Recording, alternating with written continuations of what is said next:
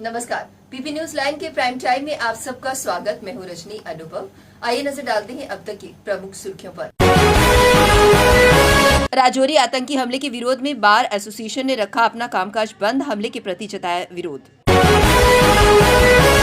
डोगरी लेखिका सुषमा रानी के कविता संग्रह का किया गया विमोचन। राहुल गांधी की भारत जोड़ो यात्रा की तैयारियों का जायजा लेने लखनपुर पहुंची जम्मू कश्मीर कांग्रेस की incharge Rajni Patil. Press club के बाहर गरजे रहबरे खेल शिक्षक, प्रदर्शन के दौरान पुलिस के साथ हुई हल्की धक्का मुक्की।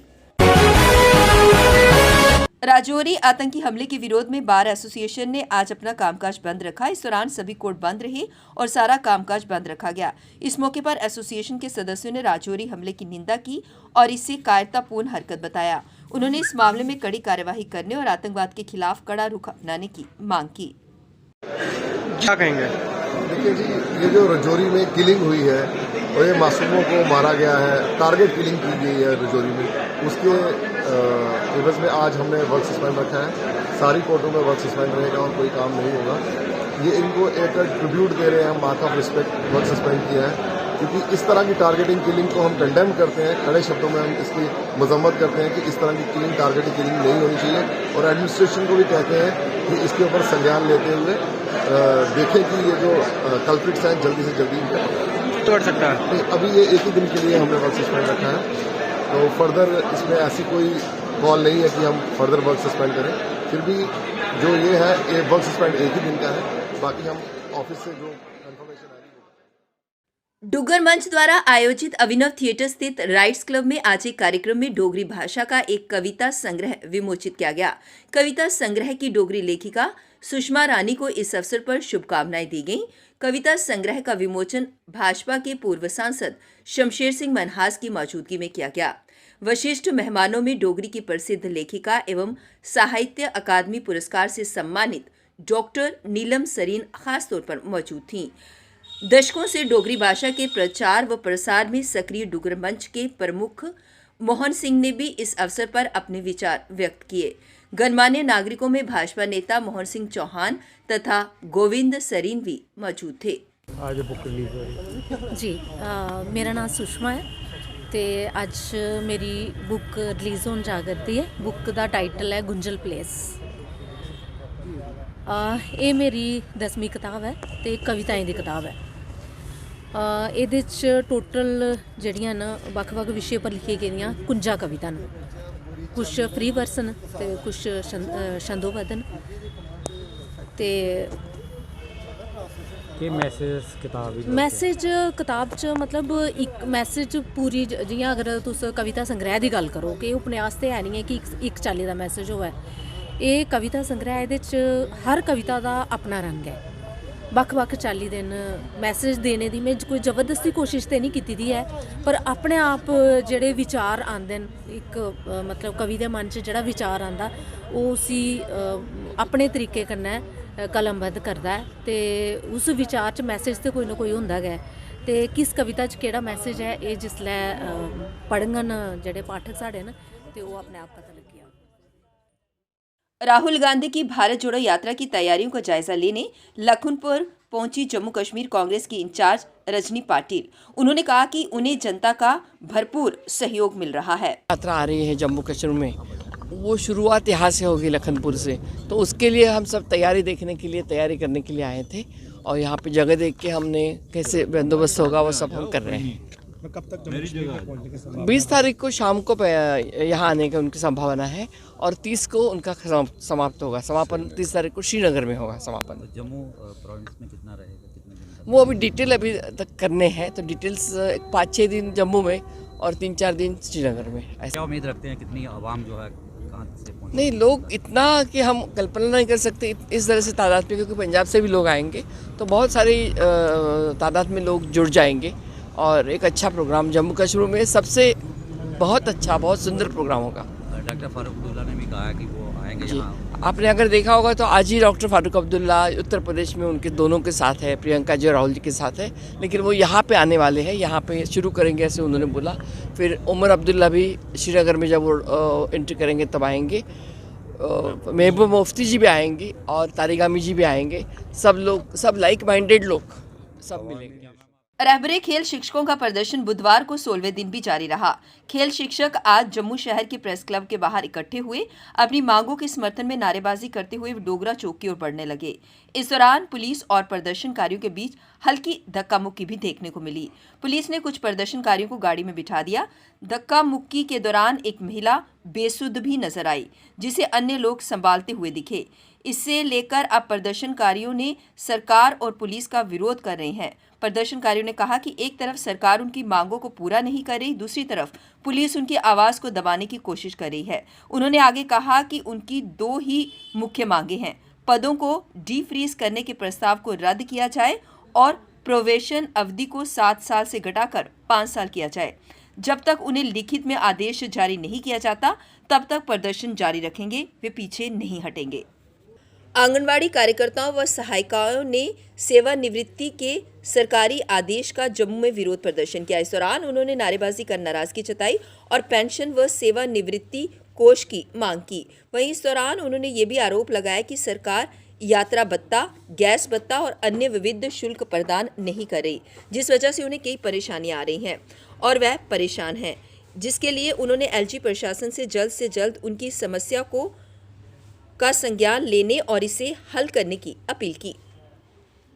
हमारी मेहनत के साथ ही इतना फैला है, लेकिन अब हमको कुछ भी नहीं दे रहे हैं। इनको चाहिए कि हमको थोड़ी बहुत जो पेंशन है वो हमको सेंटर के हिसाब से दें, जेके स्टेट के हिसाब से नहीं, क्योंकि हमारा जो 370 था और 35 था वो टूटा। तो हमको उम्मीद हो गई कि हमको ये सेंटर के महकमे से मिलाएंगे और उनके बराबर हमको पे देंगे, पेंशन देंगे, लेकिन इन्होंने हमको ऐसे ही निकाल रहे हैं कि हम आपको कुछ नहीं देंगे। तो इससे हम यही कहते हैं कि हमको कुछ ना कुछ दिया जाए, क्योंकि जो कहते हैं कि बेटी बचाओ बेटी पढ़ाओ, हमने जो स्कीम पूरी चलाई, लेकिन इन्होंने हम क्या, हम भी बेटियां ही थी ना, हम अब बड़ी हो गई। जम्मू संभाग के डिविजनल कमिश्नर रमेश कुमार राजौरी के डांगरी गांव पहुंचे, जहां पर आतंकियों की तरफ से मारे गए पीड़ित परिवारों को राहत राशि के चेक दिए गए। आपको बता दें कि आतंकी हमले में 6 लोग मारे गए थे। जम्मू कश्मीर के उपराज्यपाल मनोज सिन्हा ने ऐलान किया था कि पीड़ित परिवार जिनकी मृत्यु हुई है उनके परिजनों को 10 लाख रुपए दिए जाएंगे और एक सरकारी नौकरी, और जो लोग गंभीर रूप से घायल हुए हैं उनको 1 लाख दिया जाएगा। उसी के चलते जम्मू संभाग के divisional commissioner Ramesh Kumar cheque देने डांगरी गांव पहुंचे और पीड़ित परिवारों से मुलाकात की। सरकार का सबका इनके साथ में एक संवेदना है, एक बड़ा गलत हादसा है, श्रद्धांजलि अर्पित करते हैं। जैसा कि कल आपको पता है कि एलजी साहब ने उन्होंने बोला कि मौत का कोई मुआवजा नहीं है, पर एक्स ग्रेशिया रिलीफ जो उन्होंने किया था तो उसको हम आज उनके परिवार के साथ बैठ करके देने आए थे। उसके अलावा उन्होंने जो एम्प्लॉयमेंट की बात की थी उनकी भी इनसे बात की है, तो उनकी भी जल्दी ही एम्प्लॉयमेंट का भी किया जाएगा। आज जो एलजी साहब ने जो कंपनसेशन अनाउंस किया था 10-10 लाख वो हमने इनको आकर के किया है। बाकी इनके जो कुछ इश्यूज़ थे जो हमने बैठ के बात की है, जो इश्यूज़ है रिजोल्व करेंगे। बाकी डीसी साहब और इनके साथ में कॉन्टैक्ट में रहेंगे। सब कुछ ठीक है सर, थैंक यू।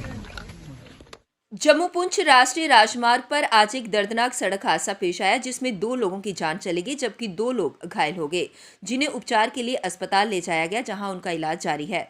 जानकारी के अनुसार ये सड़क हादसा नौशहरा के डंडेसर बनगोटी में पेश आया, जहां मां और बच्चे की जान चली गई जबकि पिता और दूसरा बच्चा घायल हो गए, जिनका उपचार जारी है। पुलिस ने मामला दर्ज कर जांच शुरू कर दी है। इस विषय में थोड़ी जानकारी दो। देखिए, जैसे ही हमें सुनने पर आया कि डंडेसर के एरिया में एक वीडियो कोच और एक आल्टो कार की आपस में टक्कर हुई है, जिसमें वीडियो कोच ने आल्टो कार को हिट किया है और एक्सीडेंट हो गया है। वहाँ के जो लोकल लोग थे, जो वहाँ पे एक्स सरपंच थे, वहाँ के जो लोकल लोग थे, उन्होंने इमीडिएटली उनको हॉस्पिटल पहुँचाया, जहाँ पे एक महिला और एक छोटा बच्चा जिसकी उम्र लगभग 6 महीने से साल बताई जा रही है, दोनों ब्रॉड डेड पाए गए। और उनके साथ जो एक बच्चा और एक उसका बाप जो है वो सीरियस कंडीशन में थे। एसडीपीओ नौशहरा और एसएचओ नौशहरा और एडीसी नौशहरा, इन्होंने आर्मी से कोऑर्डिनेशन किया है और अभी एडीएस में बात करके तो हेली मंगवाया है। उनको बाई एयर जो है हम शिफ्ट करवा रहे हैं जम्मू में। तो उम्मीद करते हैं कि भगवान उनकी सेहत जो है जल्दी जल्दी ठीक करे। पोजीशन जो है बच्चे जो बाप है उसकी क्रिटिकल बताई जा रही है। मैं शुक्रिया अदा करूंगा डीएसपी नौशहरा का और एसएचओ नौशहरा का, जिन्होंने इमीडिएट एक्शन लेते हुए जो हेली का अरेंजमेंट आर्मी के साथ कोऑर्डिनेशन करके करवाया। कश्मीर घाटी में मंगलवार को तापमान में मामूली बढ़ोतरी के बावजूद कड़ाके की ठंड का प्रकोप जारी है। मौसम विभाग के एक अधिकारी ने बताया कि श्रीनगर में सोमवार रात का न्यूनतम तापमान -4.4 डिग्री सेल्सियस दर्ज किया गया, जो बीती रात -5.4 डिग्री था।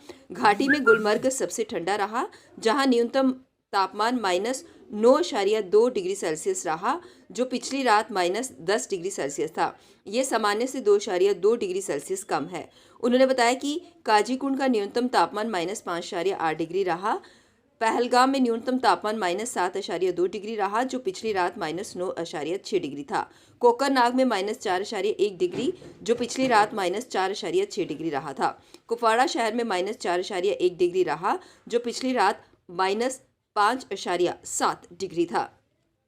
अब वक्त हो चला एक ब्रेक का, मिलते हैं ब्रेक के बाद। रंगीन खबरों की परत दर परत होता है तबसरा, बयां करता है खबर के पीछे की कहानी। तीर पंचाल से सब कुछ दिखता है।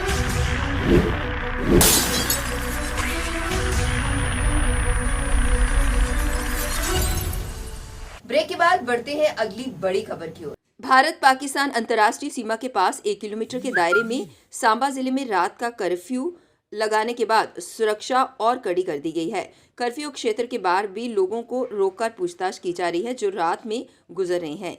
ये कदम कोहरे की आड़ में सीमा पार से आतंकियों की घुसपैठ और ड्रोन के जरिए हथियारों की तस्करी के खतरे को देखते हुए उठाया गया। सांबा प्रशासन ने मंगलवार को इस संबंध में आदेश के अनुसार अब रात 9 बजे से सुबह 6 बजे तक अंतर्राष्ट्रीय सीमा के पास आम लोगों की आवाजाही पर पूरी तरह से रोक रहेगी। वहीं कठुआ जिले में लोगों को रात 10 बजे के बाद अंतर्राष्ट्रीय सीमा की ओर नहीं जाने देने की सलाह दी गई है। बता दें कि सर्दी के दिनों में पहाड़ी इलाकों में ज्यादा बर्फबारी होने की वजह से अंतर्राष्ट्रीय सीमा पर घुसपैठ की आशंका बढ़ जाती है। अंतर्राष्ट्रीय सीमा पर सुरक्षा बलों द्वारा बेहतर तरीके से निगरानी एवं घुसपैठ की किसी भी आशंका को खत्म करने के संबंध में सांबा के जिला उपायुक्त अनुराधा गुप्ता ने बीएसएफ के अधिकारियों के साथ बैठक की है। जम्मू में 2 दिन की राहत के बाद मंगलवार सुबह एक बार फिर कोहरा छाया।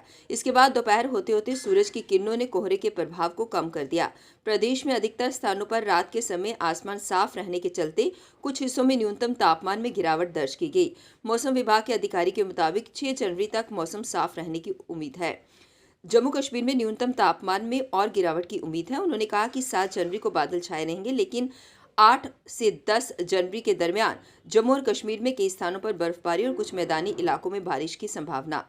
मौसम विभाग के एक अधिकारी के अनुसार श्रीनगर में न्यूनतम तापमान -5.4 डिग्री, काजीकुंड में -5.8 डिग्री, पहलगाम में -9.6 डिग्री सेल्सियस दर्ज किया गया, जबकि पहलगाम में पिछली रात ये -9.4 डिग्री सेल्सियस था। जम्मू शहर के सबसे बड़े जच्चा बच्चा अस्पताल श्री महाराजा गुलाब सिंह अस्पताल में एक मां जन्म देने के बाद अपनी जिगर के टुकड़े को अस्पताल में छोड़कर चली गई।